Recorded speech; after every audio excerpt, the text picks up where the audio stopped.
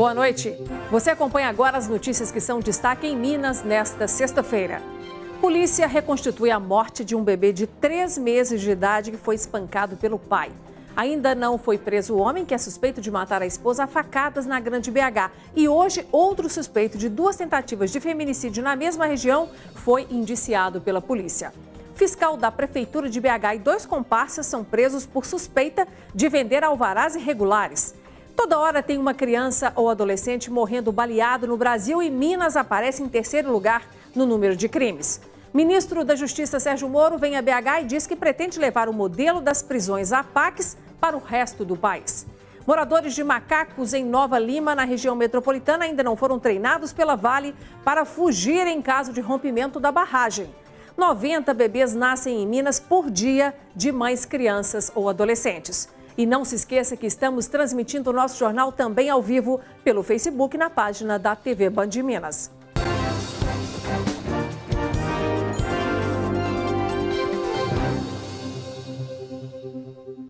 A polícia já tem provas suficientes contra o principal suspeito de 2 tentativas de feminicídio e de uma tentativa de homicídio que aconteceram na cidade de Ibirité, na Grande BH. Esse suspeito foi indiciado hoje porque tentou matar a ex-esposa, a mãe dela e o ex-sogro. O investigado não se conformava com o fim do relacionamento com a vítima e invadiu a casa onde ela morava para praticar os crimes, isso em setembro do ano passado. A Polícia Civil de Minas Gerais indiciou mais um suspeito de tentativa de feminicídio em Ibirité, região metropolitana de Belo Horizonte. O crime aconteceu na noite do dia 29 de setembro de 2018. Inconformado com o fim do relacionamento e com a forma como os bens do casal foram divididos, Leandro Alves Ferreira invadiu a casa da ex-companheira e a esfaqueou. Esfaqueou também o sogro e a sogra que tentaram defender a filha. Toda a ação foi presenciada por 2 crianças, a filha do casal e uma sobrinha de 2 e 9 anos de idade. Ele foi preso em dezembro na cidade de Betim, quando se envolveu em um atrito com um vizinho do local onde ele estava escondido. Aí ele foi abordado pela polícia militar no local e constataram que ele estava com mandado de prisão. Também não resistiu à prisão. As armas utilizadas no crime já passaram por perícia. São 2 facas utilizadas no delito. Essas facas já foram submetidas a exames periciais que detectaram o poder lesivo e também se encontram ainda sujos do sangue das vítimas do local. Leandro foi indiciado por 2 tentativas de feminicídio contra a ex-companheira e a sogra e por tentativa de homicídio contra o sogro. Cada delito, a pena pode chegar a 30 anos, devidamente observada a redução de 1 a 2 terços por tratar-se de tentativa. Mas a gente acredita que ele vai permanecer um bom tempo afastado da sociedade. Também em Ibirité, a polícia ainda não conseguiu prender o homem que é suspeito de matar a esposa com uma facada no peito. Isso aconteceu ontem à noite. Uma denúncia anônima levou a polícia ao local onde Margarete de Souza Silva, de 38 anos, já estava morta. Antônio Silva de Souza, de 43, está foragido. Segundo a família, o casal estava junto há 5 anos e brigava muito.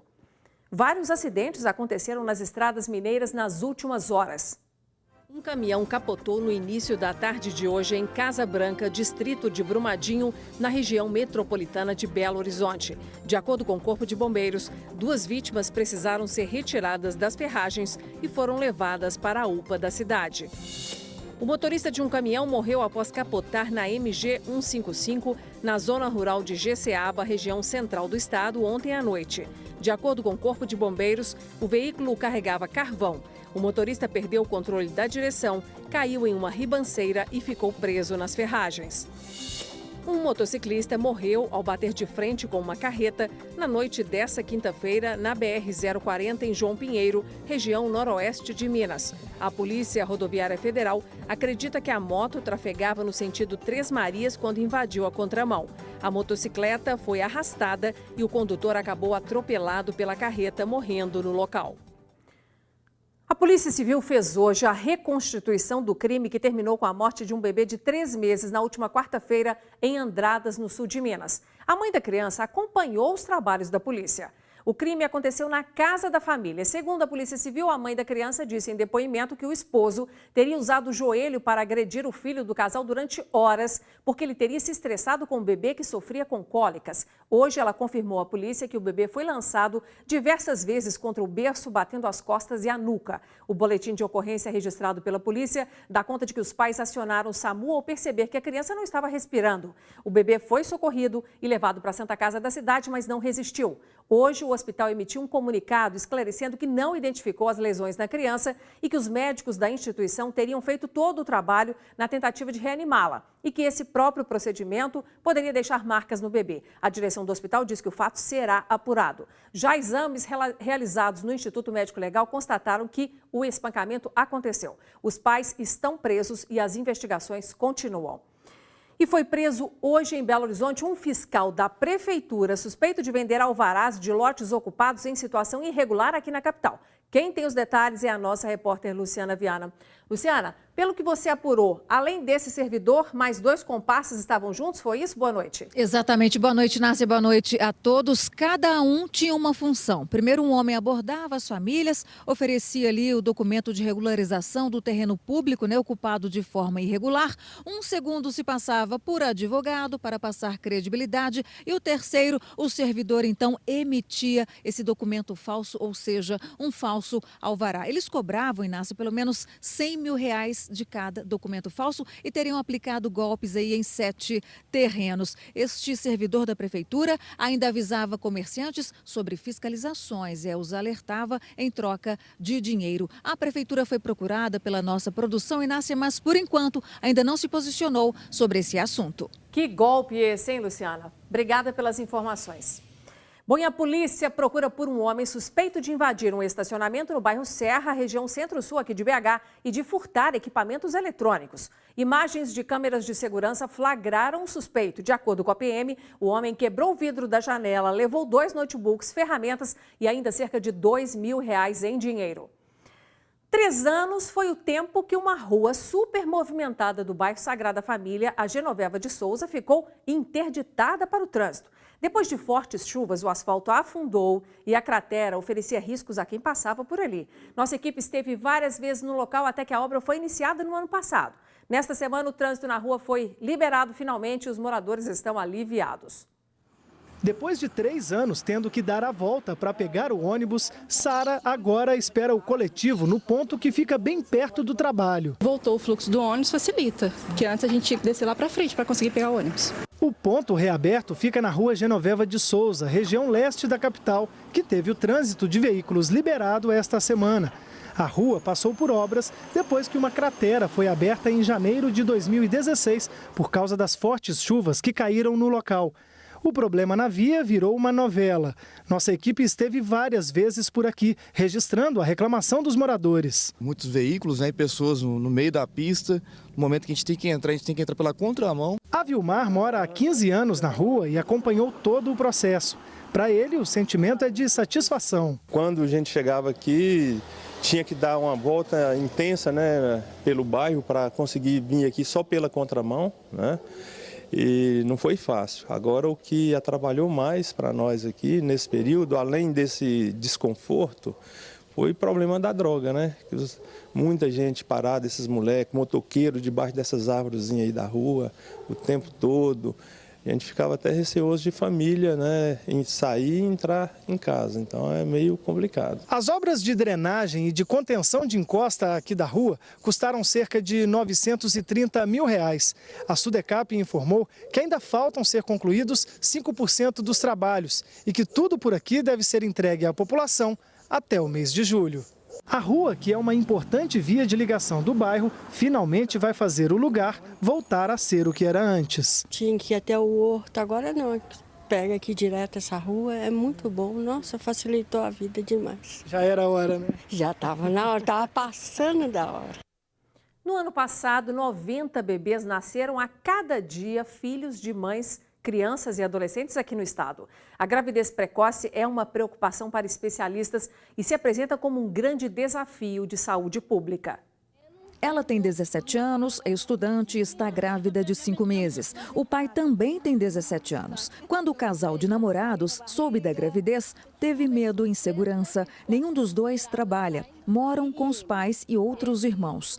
Ela afirma que sabia dos riscos de não se prevenir, mas imaginou que isso não aconteceria. Medo, não acreditei nisso que estava acontecendo comigo, sabe? E chorei muito, muito, muito mesmo. Até conversei com o pai da criança, a gente também ficou muito surpreso sobre isso, né? Que a gente quer isso mais pra frente, não por agora, entendeu? A adolescente faz parte da estatística divulgada pela Secretaria de Saúde em Minas Gerais. Só no ano passado, 2018, nasceram 33.780 bebês, filhos de mães jovens entre 10 e 19 anos. Uma média de 90 meninas grávidas por dia em todo o estado. Em Belo Horizonte, foram 1.105 nascimentos de bebês, filhos de mães com faixa etária entre 10 e 17 anos durante 2018.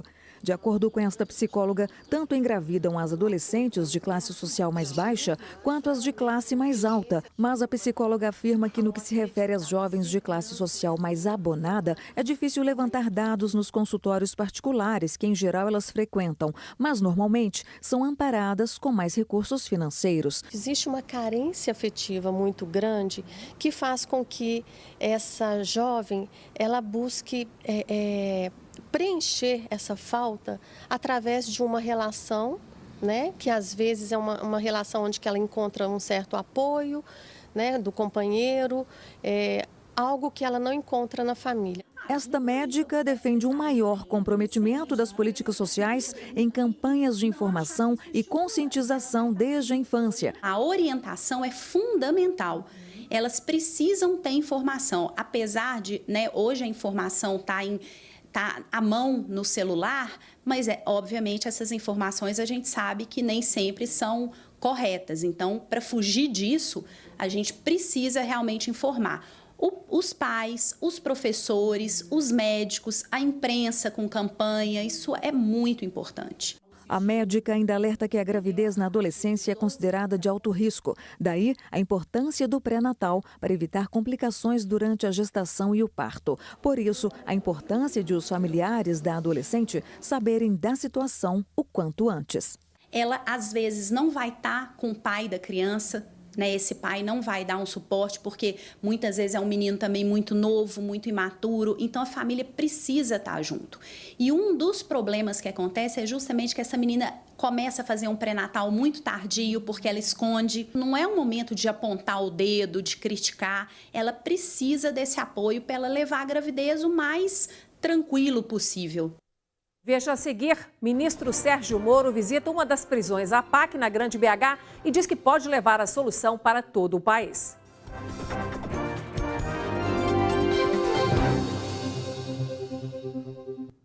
A Justiça de Minas exigiu que a Vale realize o treinamento para salvamento imediato dos moradores do distrito de Macacos, em Nova Lima, na região metropolitana de Belo Horizonte, em até 24 horas. A urgência é por causa do risco de rompimento da barragem da mina Mar Azul. Na lista de exigências também está a criação das rotas de fuga, com atenção especial às pessoas com dificuldade de locomoção. Dilmar e Nadir vieram dar uma olhada se tudo está bem na casa e levar alguns objetos.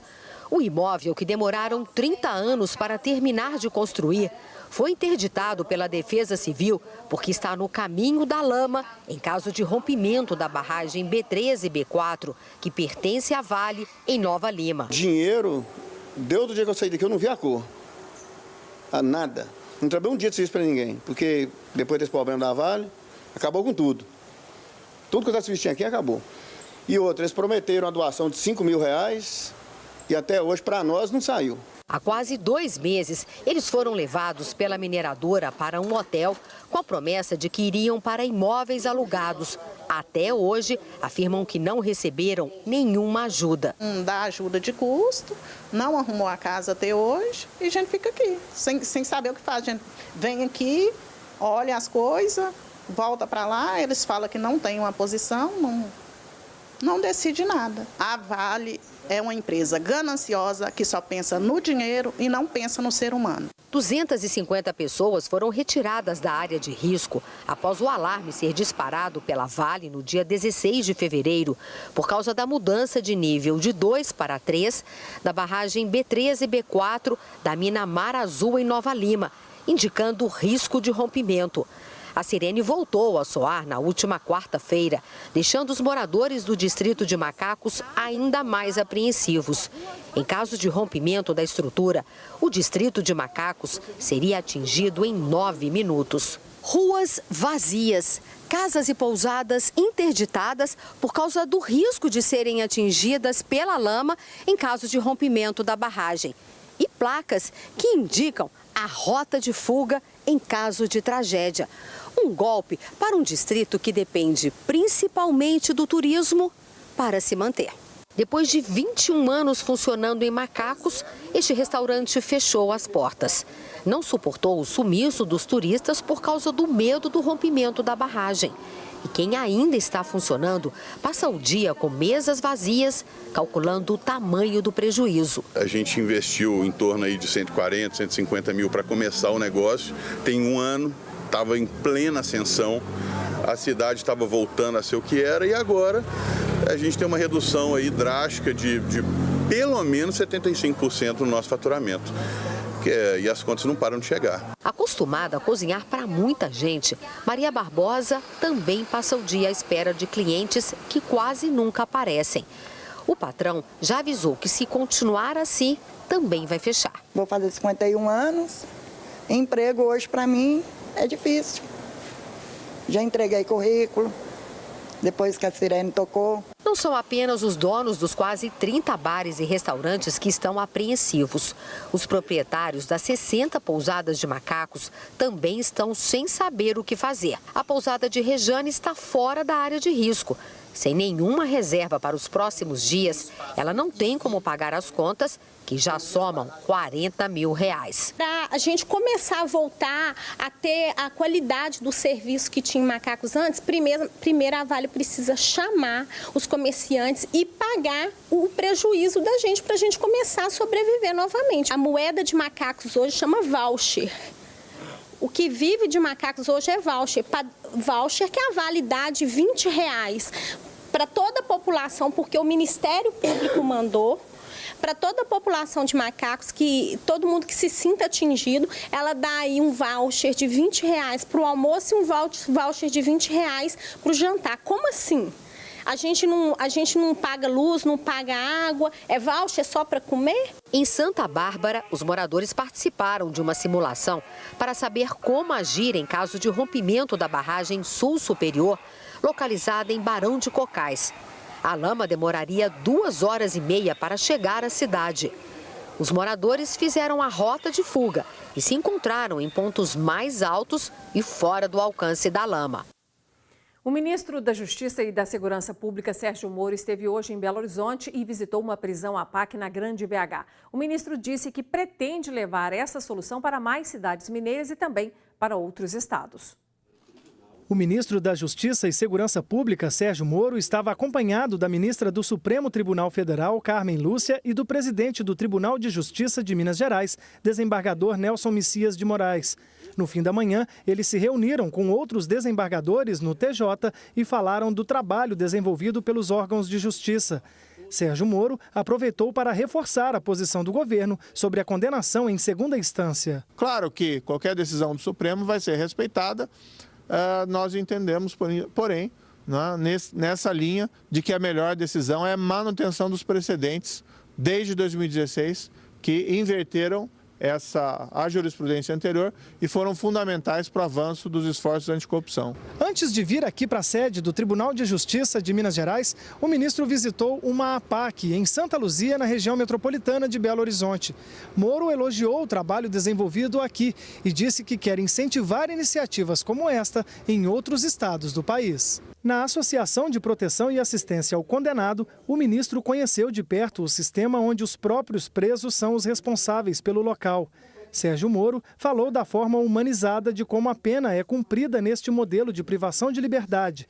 Ele acredita que este seja o que mais prepara o condenado para o retorno à sociedade. Nós nunca podemos perder a esperança de que as pessoas vão se ressocializar. Elas precisam ter oportunidades para isso. É uma experiência que é muito baseada na comunidade, em voluntários, trabalho de voluntários, e igualmente na disciplina e auto-organização dos próprios presos. Nós vamos estudar melhor essa experiência e verificar de que forma o Ministério da Justiça pode contribuir para que essa experiência seja multiplicada, não só aqui no estado de Minas Gerais, mas em todo o país. Toda hora tem uma criança ou adolescente morrendo baleado no Brasil. Minas Gerais é o terceiro estado com o maior número de internações em hospitais em decorrência desse tipo de crime.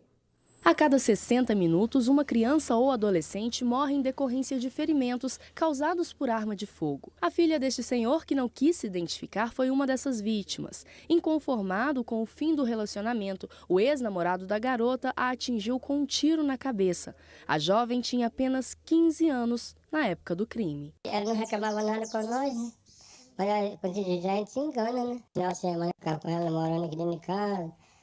Quando dá pra sair com ela pra passear, né? Nem se chegou a terminar, que ela não falava nada. Invadiu e deu um tiro na nuca dela. Um levantamento feito pela Sociedade Brasileira de Pediatria aponta que nos últimos 20 anos, mais de 145 mil pessoas com idades de 0 a 19 anos faleceram em consequência de disparos, sejam eles intencionais ou acidentais. Minas Gerais ocupa o terceiro lugar entre os estados com mais internações de crianças e adolescentes vítimas desses disparos e está na 5ª posição com mais vítimas fatais desse público por arma de fogo. A ausência de políticas que foquem nesse grupo, né, faz com que haja um crescimento contínuo da mortandade, né, da mortalidade dessa população. O acesso, né, à arma de fogo no Brasil é muito...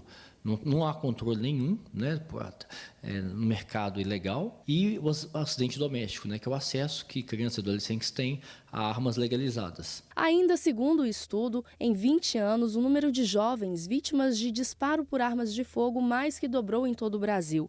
Em 97, foram registrados quase 5 mil casos. Já em 2016, 9.517 jovens morreram. A prioridade não é armar a população. A prioridade não é facilitar o acesso à arma de fogo.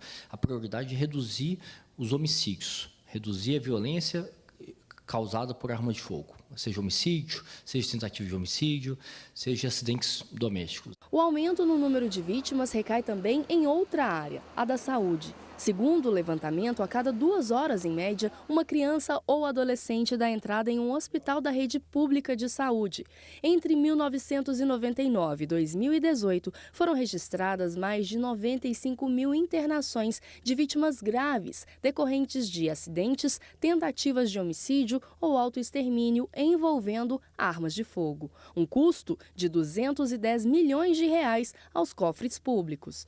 Para o sociólogo e pesquisador, é imprescindível que as autoridades assegurem a paz e a integridade dos jovens. É fazer um diagnóstico completo, né, daqueles adolescentes que estão fora da escola, daqueles crianças e adolescentes que estão com muita dificuldade na escola, que sofrem violência doméstica, né, para isso tem dados do Conselho Tutelar, tem dados da Secretaria Municipal de Saúde e Educação, que abandonaram a escola recentemente, é priorizar o público mais vulnerável. Esse público mais vulnerável é que vai estar exposto à violência gerada pela arma de fogo, seja como autor de violência, seja como vítima da violência. Para um pai que perdeu a filha para a violência, fica a revolta e a saudade. É muita revolta, porque ela morreu muito nova, não aproveita nada da vida dela. Nós queríamos que ela ficasse com nós até nós ficar velhinhos, para nós cuidar dela, não teve jeito. Há pouco você acompanhou aqui uma reportagem que a gente fez lá em Macacos, mostrando o drama dos moradores que estão aí com medo da barragem da mina Mar Azul se romper, barragem da Vale. E a gente conseguiu agora o retorno da mineradora, que nos disse por meio de nota que desde o acionamento do Plano de Ação de Emergência em 16 de fevereiro, a Vale dá suporte à comunidade de Macacos, fornece alimentação, vestuário, transporte, medicamentos e itens de higiene pessoal. A mineradora também disse que ampliou a equipe de atendimento e que as famílias moradoras da zona de autossalvamento receberão uma doação de R$5 mil. E depois do intervalo tem os destaques do futebol. América, Atlético e Cruzeiro têm compromissos neste final de semana.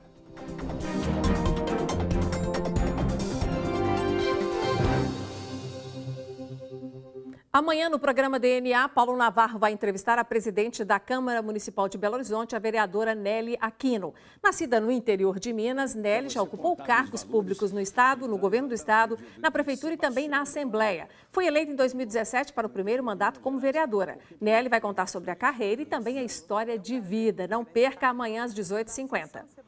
Hora do futebol. O Atlético tem a primeira partida da semifinal do Campeonato Mineiro. Amanhã, sábado, contra o Boa Esporte em Varginha. E quem conta como o time vai entrar em campo é o nosso repórter e comentarista André Salles. Boa noite, André. Boa noite, Nácia. Boa noite para todo mundo. Uma mudança só, né? Na verdade, entra o Michael Bolt, atacante, na vaga do Terans, que não estava agradando tanto. Levir até deu uma entrevista hoje de manhã falando que quer um ataque mais agudo, um atacante que crie mais chances. Vamos ver, então, se o Michael Bolt vai corresponder às expectativas. Aguardemos e a gente conta para você, hein? E o Cruzeiro vai encarar o América no domingo num clássico pela primeira partida da semifinal do Campeonato Mineiro. A partida acontece antes da viagem para o Equador, onde quando o Cruzeiro vai enfrentar aí o Emelec. André, alguma mexida importante? Pois é, o Mano Menezes deu entrevista agora há pouco na Toca da Raposa e ele falou que vai sim rodar muito a equipe. Até o jogo contra o Huracan também pela Libertadores, o Cruzeiro vai ter aquele quarta domingo, então a ideia é segurar alguns jogadores. Então, nesse primeiro momento, treino de hoje, Rodriguinho ficou de fora, Edilson ficou de fora. São os dois jogadores que muito provavelmente vão ser poupados.